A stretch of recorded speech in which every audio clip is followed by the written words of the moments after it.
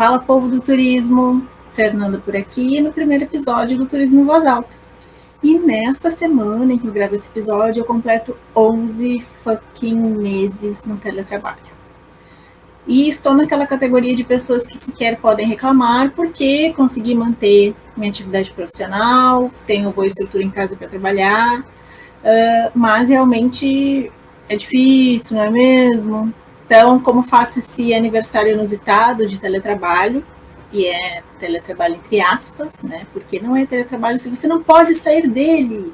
Mas então, como estou aniversariando aí, resolvi puxar este tema para a nossa primeira conversa. E aí também queria saber de vocês, deixem aí nos comentários quanto tempo que vocês estão em teletrabalho, se conseguiram fazer, se não, estão tendo que ir para a rua mesmo, desde o ano passado. Deixem nos comentários, porque a ideia, mesmo que não seja ao vivo, é que vocês interajam comigo. E aí a gente vai, na medida que os episódios forem surgindo, né, interagindo mais, e vou também respondendo alguns comentários que vocês deixarem aqui. Pois bem, retornando aqui ao fio da meada. Tô com problema de cabelos também, porque há 1 ano e 3 meses que eu não corto cabelo, não é mesmo? Mas, depois dessa enxurrada de White People Problems que eu larguei aqui para vocês, quero puxar esse assuntinho, este turisminho em voz alta de hoje, sobre, basicamente, turismólogos e a nossa responsabilidade profissional, basicamente focada para esse cenário de pandemia. Como que foi a responsabilidade de vocês? Ou como está sendo a responsabilidade profissional de vocês, ou como que vocês têm percebido o mercado?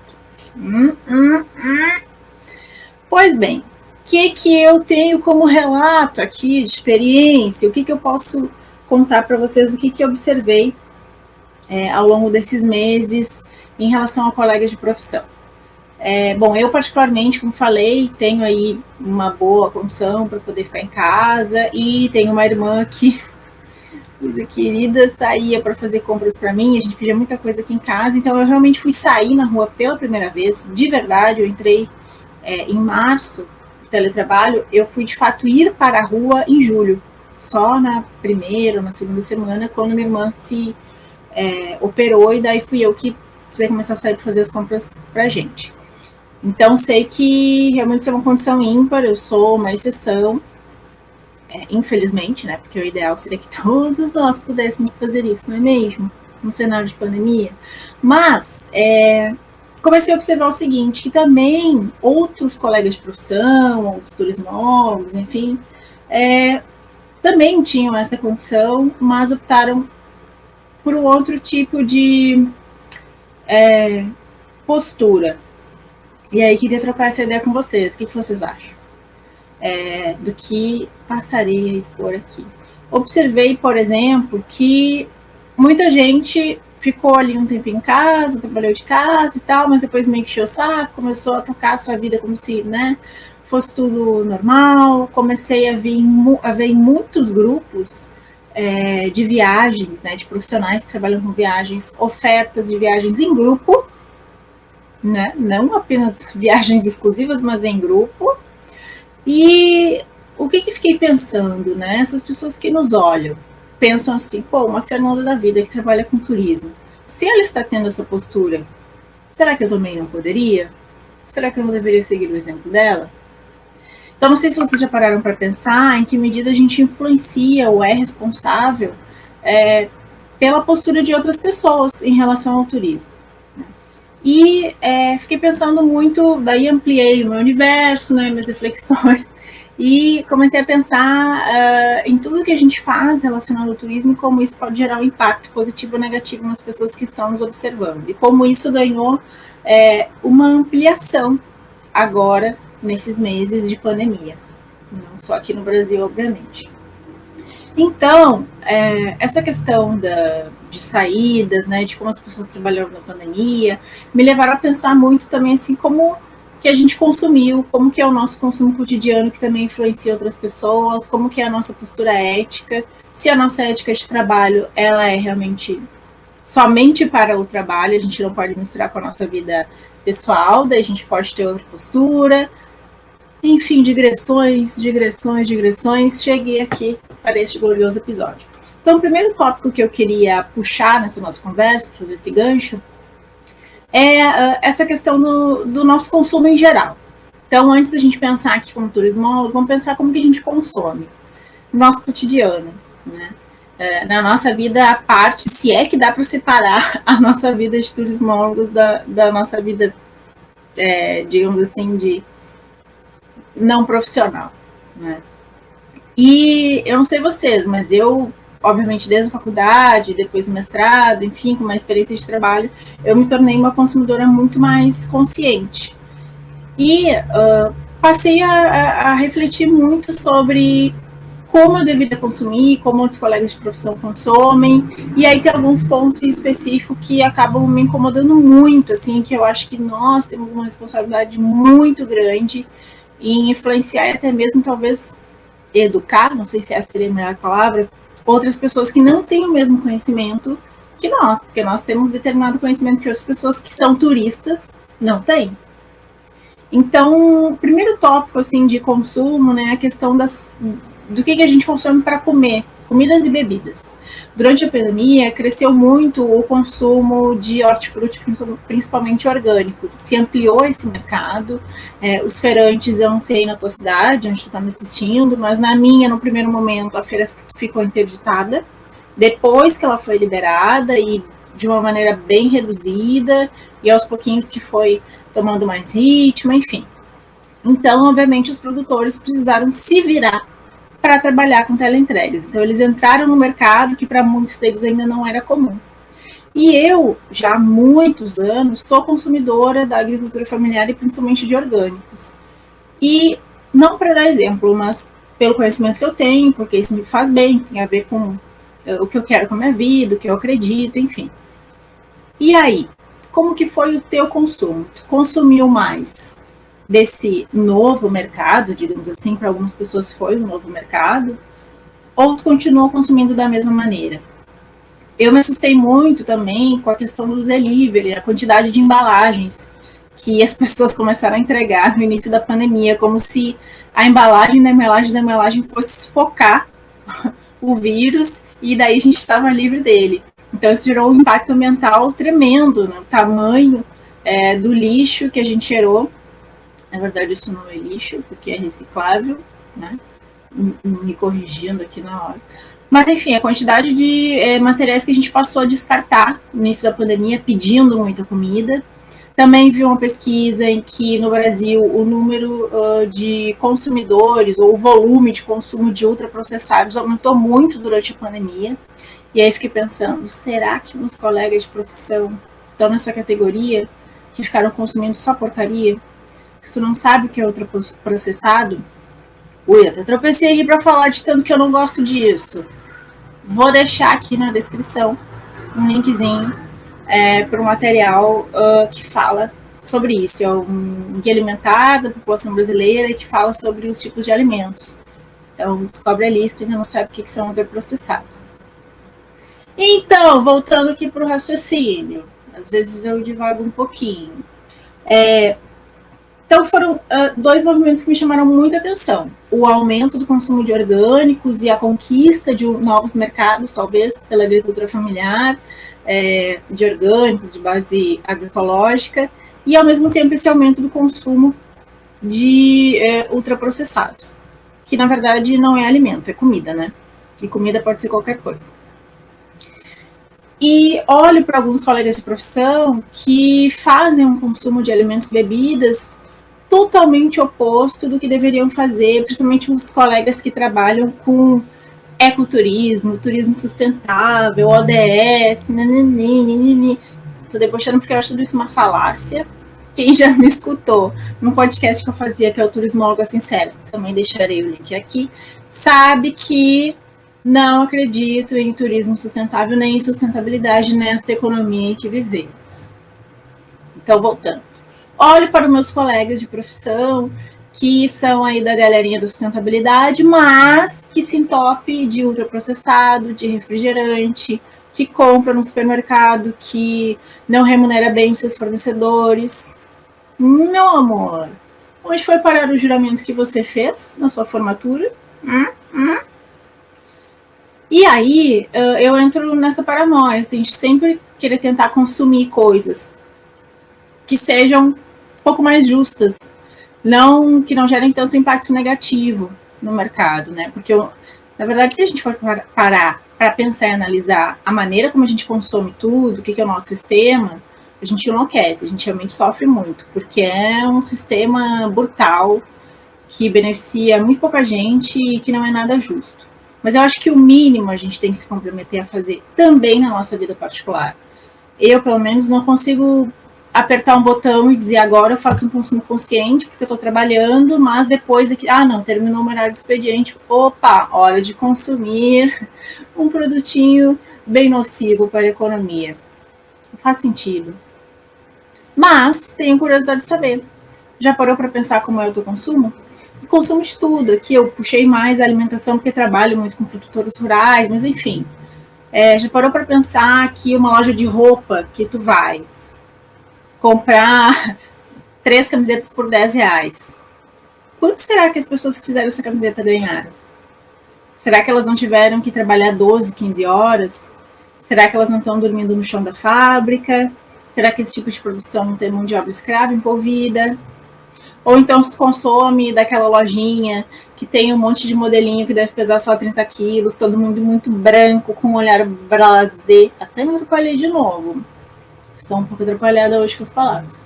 Olhar blasé para o horizonte, que já foi autado algumas vezes por ter condições de trabalho escravo. Ai, mas é tão bacana essa loja, me sinto tão rica indo lá. Meu amor, você está escravizando alguém comprando aquela calcinha jeans ali.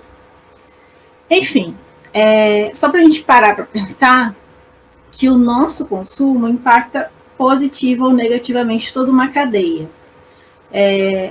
E isso tem muito a ver com o turismo, né?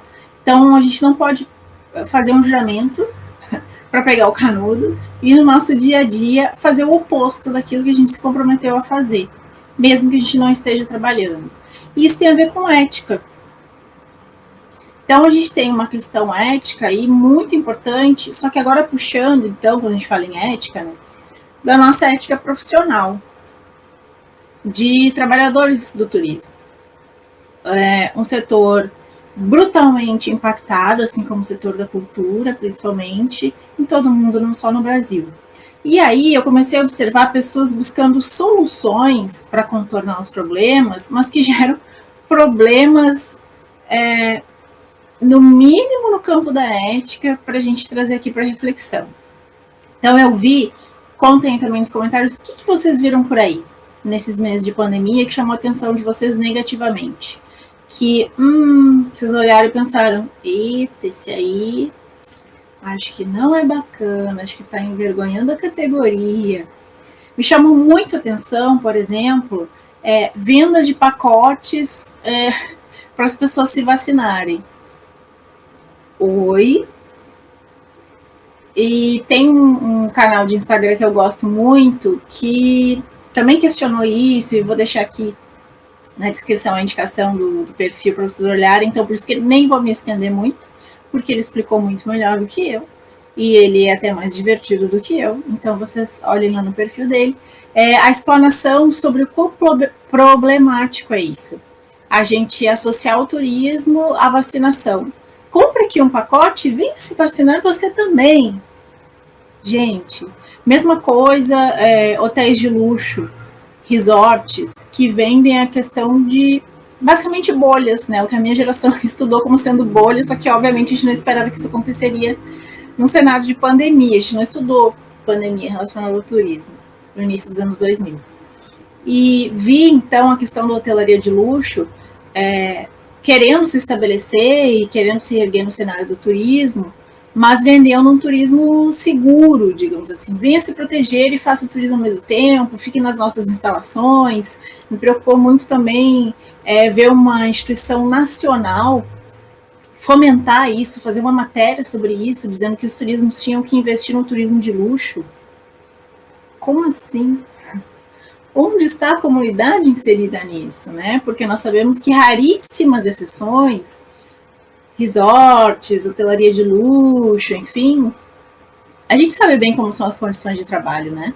A gente sabe muito bem como não há um processo de gestão do tipo TBC. Então, que juramento foi esse que a gente fez na nossa graduação? Se a gente concorda com isso, se a gente não reflete sobre isso, né? E não chama as pessoas para essa reflexão também. Buenos. Aí, nesses entremeios todos, vi também o debate sobre os cruzeiros. Né? Então, ali pelo meio do ano, começou a se falar que o setor de cruzeiros seria o primeiro a se restabelecer, porque daí todo mundo ia estar no mesmo ambiente, seguro, isolado, todo mundo dentro ali, né, do cruzeiro, então todo mundo ia ser testado antes. Bom, vamos lembrar, meus amores, que um dos grandes epicentros de alastramento do coronavírus foi justamente um cruzeiro, não é mesmo?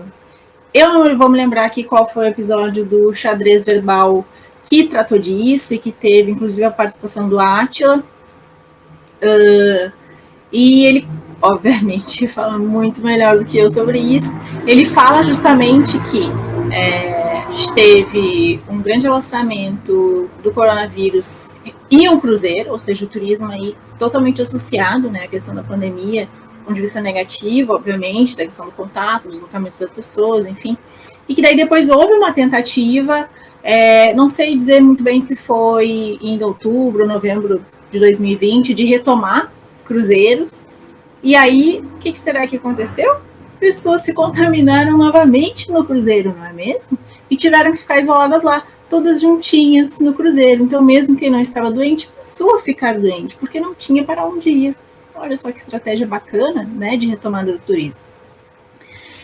E, além disso, para além do cenário de pandemia, no cenário pregresso, fico pensando também no nosso consumo enquanto turistas. Será que nós que temos o conhecimento técnico, de bastidor, inclusive, temos o direito de sermos os turistas não conscientes, digamos assim, ou não responsáveis? Será que a gente pode consumir qualquer coisa? Eu acho muito estranho o colega de profissão que consome cruzeiro. Muito, muito estranho mesmo, gente. Raras exceções, mesmo, as grandes companhias internacionais, estou falando do barquinho de Búzios, não é mesmo? Estou falando de grandes companhias. Vocês realmente acham que elas executam políticas de contratação justas, que existem boas condições de trabalho, que elas têm compromisso ambiental? Já pararam para pensar no tamanho de um cruzeiro, na quantidade de pessoas que estão ali usando banheiro, produzindo lixo, fazendo descarte? Onde que esse lixo vai parar? Como será que as pessoas que trabalham na limpeza, na manutenção, dormem, se alimentam? Como será que elas descansam ou não descansam?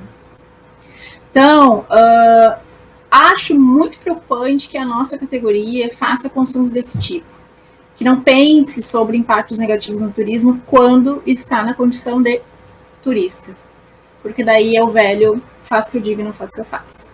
Sobre o cruzeiro, vou deixar também aqui uma indicação de um episódio de uma série do Hasan Minhaj, que é não sei se ele se autoconsidera como humorista, mas enfim. Esse, em específico, é um programa de, não sei se ele chama de variedades, enfim, mas é um programa de variedades, notícias com humor.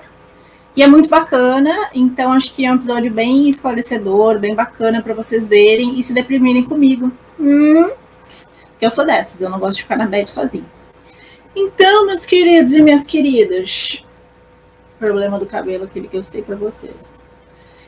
Basicamente, o turismo em voz alta de hoje tem essas reflexões que tratam, então, da questão do nosso consumo, das nossas posições e práticas éticas enquanto turismólogos e enquanto consumidores, no nosso dia a dia ou quando a gente se coloca como turista. Contem aqui como que vocês são, enquanto consumidores e turistas, se vocês já tinham parado para pensar nisso que eu trouxe aqui para vocês refletirem comigo hoje. Deixem comentários, indicações e a gente se vê no próximo episódio do Turismo em Voz Alta. Até mais!